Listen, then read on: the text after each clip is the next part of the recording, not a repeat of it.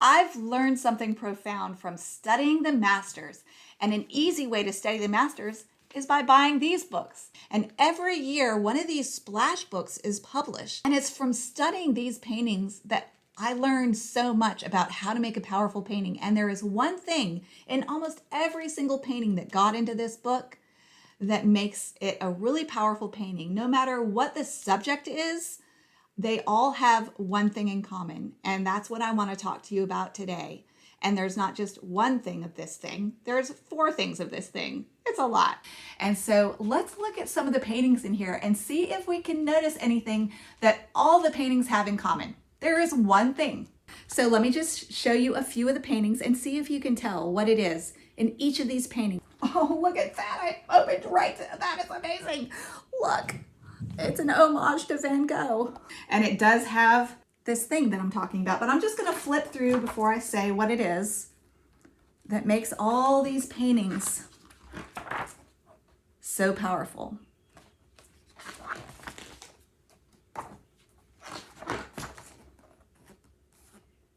Wow. Look at the colors in that. Do you see what it is?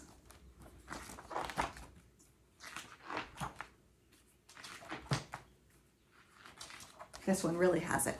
That's by Susan Stoller. These are all very different painting styles and different subjects, but they all have one thing in common. Can you tell? Almost all of them do.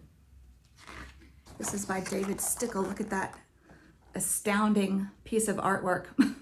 This definitely has that in it. Okay, I'm gonna tell you, it's contrast. And there's not one, not two, not three, but 4 different kinds of contrast that I can think of. And there's actually even 5 if you think about in terms of texture, contrasting smooth versus rough textures. But the main contrast that I think of that makes a painting the most powerful is the contrast between light versus dark. So that's value contrast. Values is light, mediums, and darks. So this has super lights and it's punched up by super darks surrounding some of these canisters in this painting. So let's look for another, what is that even?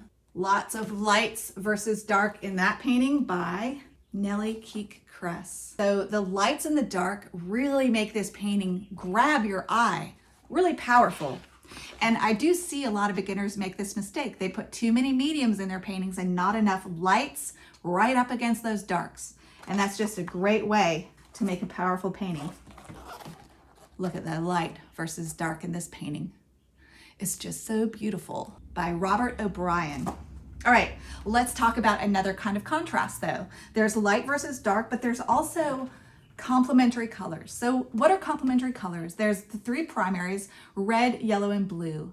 So complementary colors are, say, orange versus blue, because orange has the 2 of the primaries, red and yellow, and the opposite is blue, because that's the other 3rd primary that's left out of orange. So they're colors that have all the colors the other color doesn't have. And also, if you look at a color wheel, you can tell complementaries very easily by looking at the color you want to find the complement for and looking directly across the color wheel, you'll find its complement. Like green and red are complements. Orange and blue are complements. So let's find a painting. There is a lot of red in this painting. Well, there's pops of red in this painting and a lot of green to support it.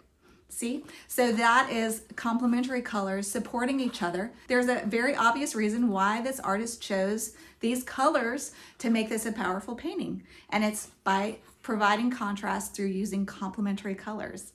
Oh, wow. Look at that. Wow. All right, so let's talk about yet another kind of contrast. There's another one. It's grays versus saturated colors. So this is a pure yellow. And then in the background, we have a very dark, yes, but also lots of grays. In the background is a black, which is a kind of a gray, and lots of grays in the glasswork to support this beautiful yellow in the painting, to highlight that yellow, to pop that yellow out by using grays against a very pure saturated yellow color. Okay, and by the way, this one is Encased by Judy Metcalf. This one is The Wonder Years by Sandy O'Connor. Look at this one. This is also a lot of grays versus color pops. There's color pops of pure red, yellow. This blue this is a very saturated blue, but these colors are kind of burnt sienna colors, which are grayed down versions of orange. So the grays in this painting really make the few color pops in this painting really pop. Here's another complementary color example, the greens versus reds. Beautiful. That's Apple Iris and Alstomeria by Susan Bowers-Dons. This one's just gorgeous. Trademark Handshake by Heidi Lang Parinello. There's all kinds of contrast in this one. There's light versus dark. There's these color pops in the glass with grayed down colors sprinkled throughout this painting as well. Oh, I thought of one more kind of contrast. Let's see if I can find an example. Here is one. This is a perfect example. Oh, it's gorgeous too. Oh, look, it has the towers. That always pinches me in my gut. I recently went to New York City and I saw the 9/11 memorial. It was so powerful.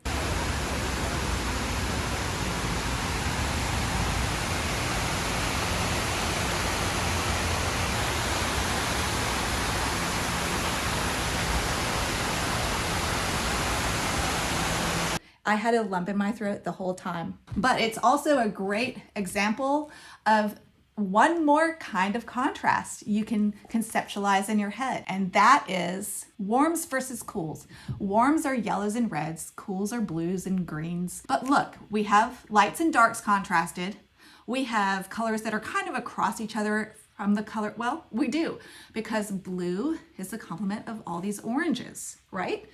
So he's got those two kinds of contrast. But another kind of contrast is cools versus warms. These buildings are warm. They glow, and they're glowing because all the cools this artist put in this painting. It's another one of those paintings that make you just want to weep. But if you just flip through this quickly, notice how much contrast there is. I don't know if you can see how red this reflection is with all these warm yellows around it. But it's just so much contrast in almost every single painting. It's a big deal. Look how much contrast. See how the contrast really draws your eye to this woman and all the grays surrounding her, and then the pops of red in her scarf or whatever she's wearing. Really adds a lot of power to the painting, doesn't it? This, I love this lady, by the way, Bev Joswiak. She's on Facebook, and she used to give tutorials, but she doesn't anymore. She retired.